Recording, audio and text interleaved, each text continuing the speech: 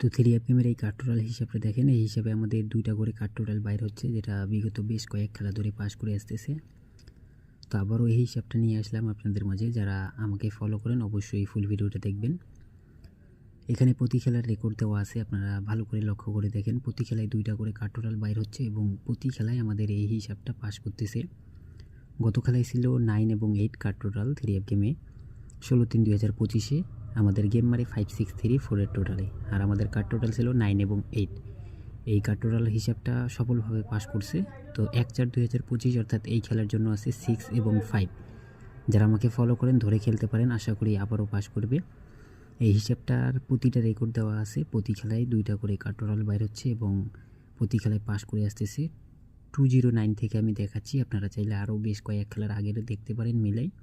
এই হিসাবটা continue pass করে আসতেছে। তো অবশ্যই ভিডিওতে লাইক কমেন্ট শেয়ার দিয়ে পাশে থাকবেন। ইনশাল্লাহ এরকম হিসাবগুলো সবসময় ফ্রিতে পেয়ে যাবেন।